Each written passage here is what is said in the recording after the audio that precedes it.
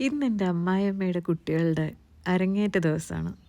അരങ്ങേറ്റ ദിവസം എൻ്റെ ഡ്യൂട്ടി എന്താണെന്ന് വെച്ച് കഴിഞ്ഞാൽ മറ്റൊന്നുമല്ല, കർട്ടൻ പിടിക്കൽ തന്നെ.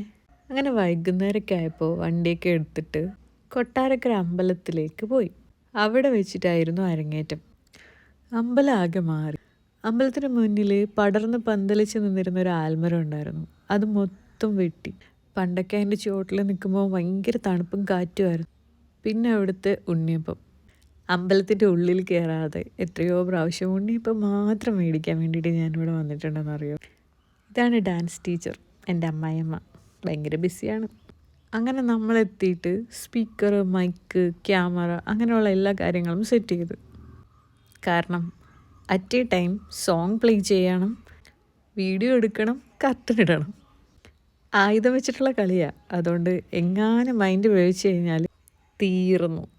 എന്നെ ഡാൻസ് പഠിപ്പിക്കാൻ ഒരിക്കലും ശ്രമിച്ചിട്ടുള്ള, പക്ഷെ അമ്മായിയമ്മ ടീച്ചറായിട്ട് മാറുമ്പോൾ ഗംഗ നാഗവല്ലിയായിട്ട് മാറുന്ന പോലെ എനിക്ക് തോന്നിയോണ്ട് നിർത്തി. സ്കൂളിൽ പഠിക്കുന്ന കാലത്ത് ഓരോ കുട്ടികൾ സ്റ്റേജിൽ ക്ലാസിക്കൽ ഡാൻസ് ചെയ്യുമ്പോൾ ഒരുപാട് ആഗ്രഹിച്ചിട്ടുണ്ട്. പക്ഷേ ഇപ്പോൾ സാഹചര്യം ഓക്കെ ആയിട്ട് വന്നിട്ട് പോലും പഠിക്കാൻ പറ്റണില്ല.